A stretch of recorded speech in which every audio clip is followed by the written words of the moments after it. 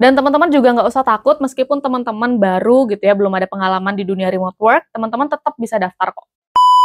Hai, welcome to my channel, di channelnya Darella. Oke, sebelum kita mulai pembahasannya, coba dong kasih tahu aku seberapa banyak sih teman-teman fresh graduate dan teman-teman yang masih nyari kerja yang nonton video aku. Nah, di video kali ini aku mau share beberapa pekerjaan yang bisa teman-teman lakuin nih, meskipun belum punya pengalaman. Khususnya kalau teman-teman pengen jadi seorang remote worker. Apa aja sih kerjaannya? Yuk intip sampai habis ya. Oke, pertama-tama sebelum teman-teman masuk ke dunia kerja remote, teman-teman harus perhatiin dulu nih. Kira-kira teman-teman punya skill apa sih? Dan hal apa atau service apa yang bisa teman-teman jual? Ini penting banget nih, untuk nyari tahu klien yang tepat dan klien yang seperti apa yang bisa teman-teman ambil. Dan juga mau pakai jasa teman-teman. Nah, kalau misalkan teman-teman bingung harus mulai dari mana, yang pertama teman-teman bisa coba ngedaftar jadi seorang data entry. Data entry ini sebenarnya nggak perlu skill khusus, tapi dituntut ketelitian dan juga riset yang baik. Karena apa? Karena menjadi seorang data entry itu perlu banget yang namanya teliti, teman-teman. Karena nanti teman-teman bakal berkutat sama data-data yang cukup banyak. Dan job desk data entry ini sebenarnya macam-macam, tergantung sama kebutuhan company-nya. Beberapa company mungkin akan minta teman-teman untuk ngeriset sesuatu nih. Contohnya kayak daftar rumah sakit, total buku, list buku, dan masih banyak hal lagi. Dan beberapa company lain mungkin bakal minta teman untuk memasukin data-data yang mereka punya ke dalam suatu database yang mereka punya juga. Jadi biasanya setiap company itu job desk dan juga role dari si data entry ini berbeda-beda. Tapi mostly kebanyakan data entry ini bakal berkutat sama data, database, sistem, dan juga list-list data yang banyak ya. Jadi teman-teman perlu aware nih cara pakai Google Sheet, Google Docs, ataupun software-software database yang lainnya. Kayak Airtable, Asana, mungkin juga Notion.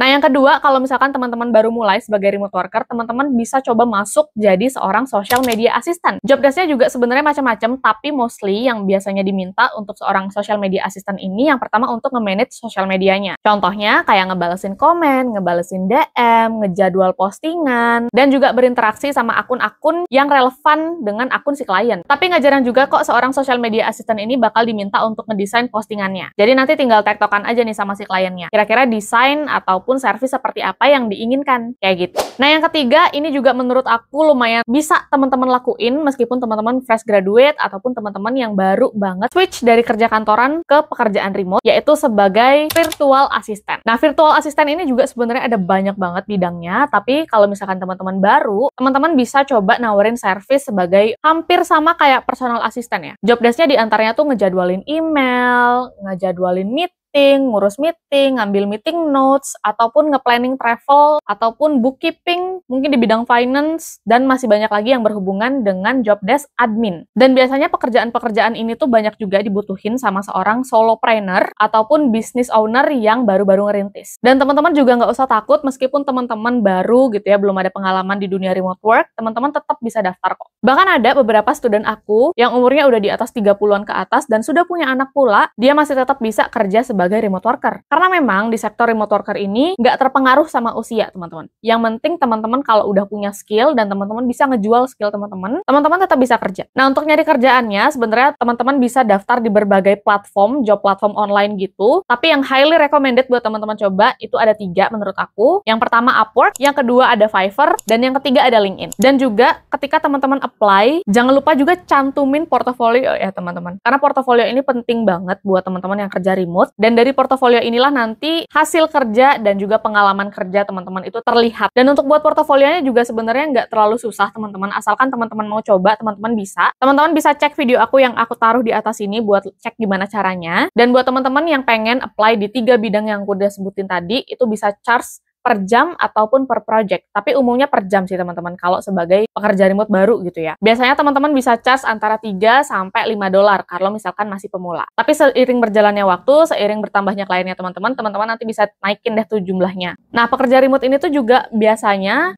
freelancer ya teman-teman. Bisa dibilang hampir freelancer, tapi kadang-kadang juga ada beberapa freelancer yang justru di-hire sama si company-nya ini. Entah di-hire-nya per project, per bulan, atau per berapa gitu, sesuai dengan kontrak atau pembicaraan teman-teman sama si kliennya nanti. Jadi masih ada kesempatan buat dapetin posisi full time ketika teman-teman kerja remote. Contohnya aku sekarang, aku kerja sebagai full time social media manager di salah satu company remote yang bergerak di bidang non-profit organization gitu ya teman-teman, namanya Remote Skills Academy kalau teman-teman tahu. Dan kalau teman-teman emang pengen banget untuk kerja remote, jangan lupa kasih tahu aku di kolom komen juga nanti. Kira-kira teman-teman mau kerja di bidang apa? Atau kira-kira teman-teman udah tahu belum skill dan service apa yang mau teman-teman jual? Jadi gitu ya teman-teman, ada 3, itu yang buat pemula. Yang pertama data entry, habis itu social media assistant, dan juga yang terakhir sebagai virtual assistant yang bekerja dan bergerak di bidang admin. Oke, aku sharing itu dulu di video kali ini, dan kalau teman-teman punya pertanyaan lain atau masukan atau anything terkait kerja remote atau portofolio dan hal-hal yang pengen teman-teman tahu seputar kerja remote dan juga otodidak skill, jangan lupa juga tulis di komen ya. Oke, segitu dulu video aku kali ini. Aku Della Miranti, aku cabut dulu hari ini dan sampai jumpa di video lain kali.